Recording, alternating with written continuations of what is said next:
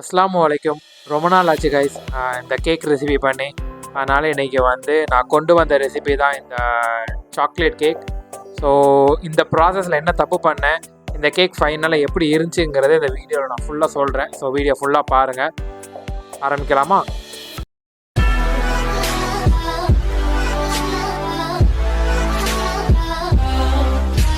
இந்த ரெசிபி பண்ணுறதுக்கு first 2 cup sugar எடுத்துக்கலாம். இதை நல்லா இப்படி ஃபில்ட்ரு பண்ணிக்கோங்க.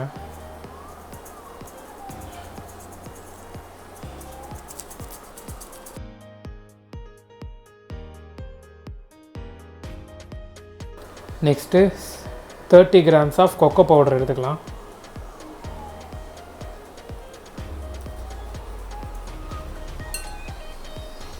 நெக்ஸ்ட்டு 50 கிராம்ஸ் ஆஃப் மைதா மாவு.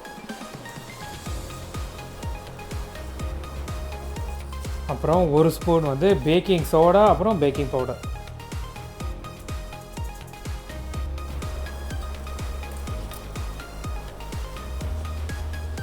இதோட சேர்த்து பிஞ்ச் ஆஃப் சால்ட்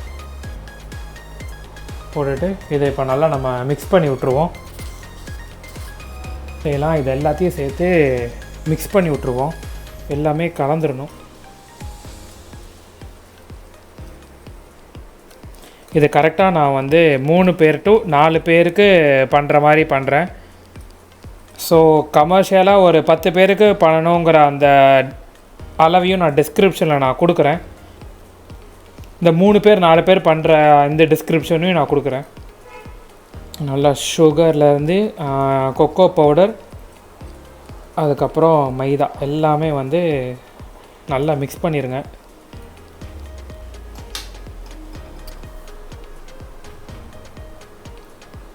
என்ன காஃபி பவுடர்னாலும் எடுத்துக்கோங்க.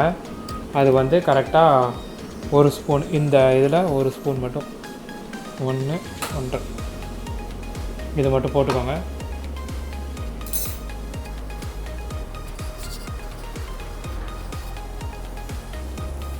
போட்டுட்டு அரை டம்ளர் கிட்ட சுடு தண்ணி ஊற்றிடுவோம். போதும். இது சைடில் இதை வச்சுக்கோங்க.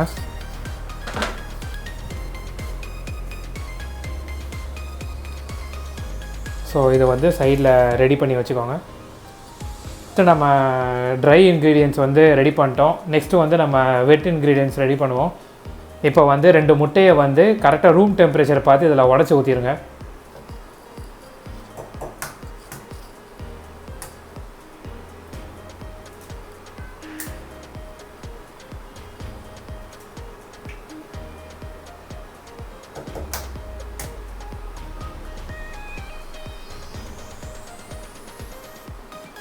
ஃபஸ்ட்டு இதை லைட்டாக கிண்டி விட்டக்கப்புறம் அதே ரூம் டெம்பரேச்சரில் மில்க் எடுத்து ஊற்றிக்கோங்க.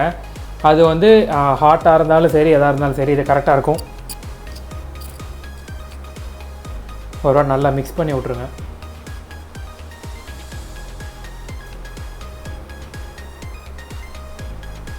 இப்போ இந்த ஸ்டேஜில் நம்ம பால் ஊற்றிடுவோம்.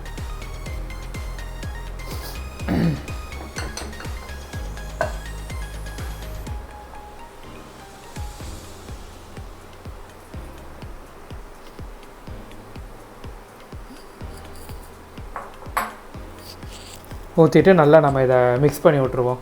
இது கொஞ்சம் பொறுமை வேணும். நல்லா பேட்டரை நல்லா மிக்ஸ் பண்ணிடுங்க.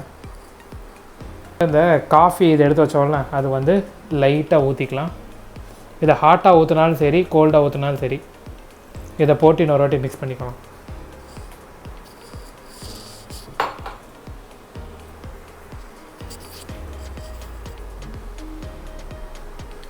ஸோ இங்கே நம்ம முட்டை ஊற்றிருக்கிறனால இங்கே நம்ம வெண்ணிலா எக்ஸ்ட்ராக்ட் ஊற்றணும்.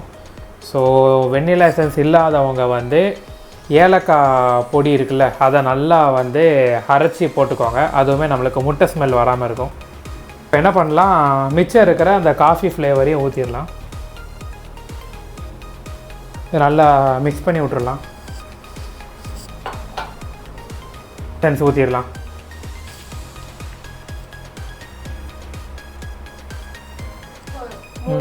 3 ட்ராப் ஊற்றிட்டு நல்லா மிக்ஸ் பண்ணி விட்ருங்க. ஸோ நல்லா மிக்ஸ் பண்ணிடுங்க. கன்சிஸ்டன்சி வந்து இந்த மாதிரி கன்சிஸ்டன்சியில் வரணும். ரொம்ப லிக்விடாகவும் இருக்கக்கூடாது. சப்போஸ் ரொம்ப லிக்விட் ஆச்சுன்னா மைதாவும் சாக்கோ பவுடரும் ஈக்குவல் ப்ரொப்போசிஷனில் எடுத்து போட்டுக்கோங்க.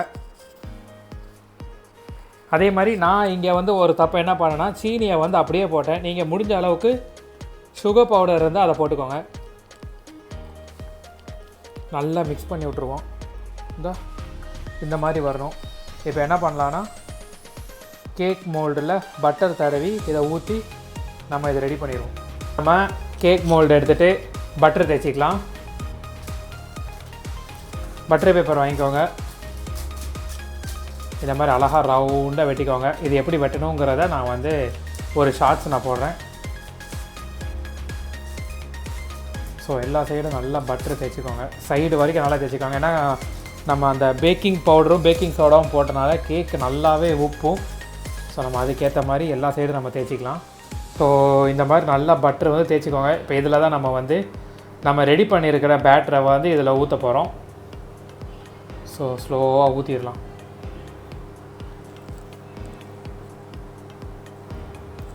ஏர் பபிள்ஸ் தெரியுதா? அதை ஒரு தட்டு தட்டிக்கோங்க. இப்படி அந்த ஏர் பபிள்ஸ்லாம் இல்லாமல் போயிடும்.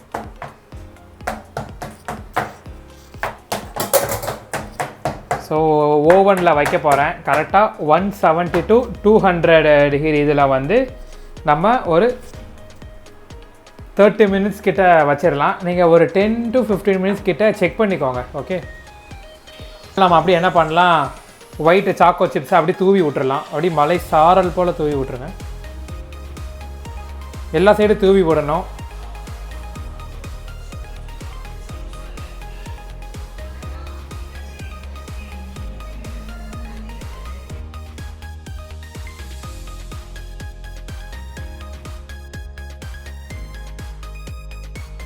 நான் டெம்பரேச்சர் சொன்ன மாதிரி அதுக்கேற்ற மாதிரி வைங்க.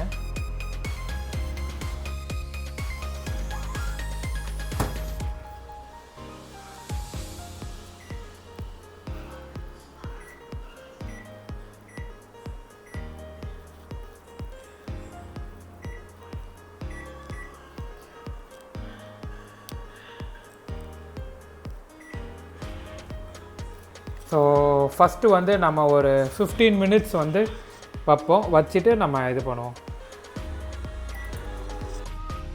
கரெக்டாக 15 மினிட்ஸ் கிட்ட ஒரு வாட்டி செக் பண்ணிக்கோங்க. ஸோ நல்லா நைஃபை வந்து லைட்டாக தண்ணீரை நினச்சிட்டு கத்தியை வந்து உள்ளே குத்தி பாருங்கள். சப்போஸ் எதுவுமே ஒட்டாமல் வந்துருச்சுன்னா நல்லா வெந்துருச்சுன்னு அர்த்தம். ஸோ இப்போ நம்ம அப்படியே நம்ம வந்து கவுத்திட்டு அந்த பட்டர் பேப்பரை ரிமூவ் பண்ணிவிட்டு நம்ம க்ரீம் வந்து அப்ளை பண்ணிடலாம். ஸோ க்ரீம் எப்படி பண்ணணுங்கிறத நான் ஷார்ட்ஸில் சொல்கிறேன். ஸோ இப்போ நம்ம என்ன பண்ணலாம், நம்ம வந்து வேறு மாதிரி பண்ணுவோம்.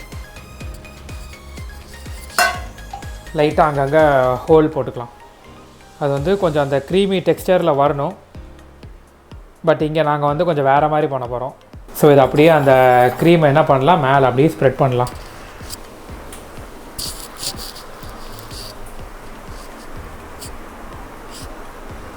நல்லா எல்லா சைடும் கிளியராக ஸ்ப்ரெட் பண்ணிடுங்க.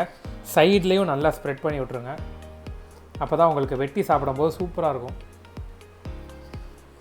இதை நீங்கள் என்ன பண்ணுங்கன்னா கொஞ்சம் கொஞ்சமாக ஃபஸ்ட்டு ஒரு லேயர் போட்டுட்டு இன்னொரு லேயர் போட்டுட்டு இதே மாதிரி ஸ்ப்ரெட் பண்ணிவிட்டு ரெண்டும் ஒன்றா போட்டு கட் பண்ணி சாப்பிடுங்க.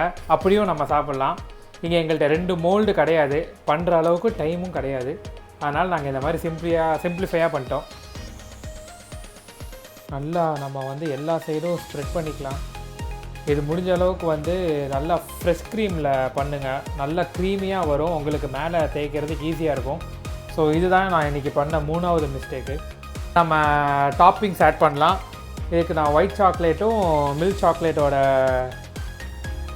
சிப்ஸ் எடுத்திருக்கேன். ஸோ இந்த மாதிரி ஸ்ப்ரெட் பண்ணி விட்டுக்கோங்க. நீங்கள் கடையில் வந்து இந்த ஸ்ப்ரிங்கிள்ஸ் மாதிரி வாங்கிக்கோங்க, கலராக இருக்கும்ல, அதுவும் போட்டு இது பண்ணுங்கள். நல்லா செட் ஆயிரும், சூப்பராக இருக்கும்.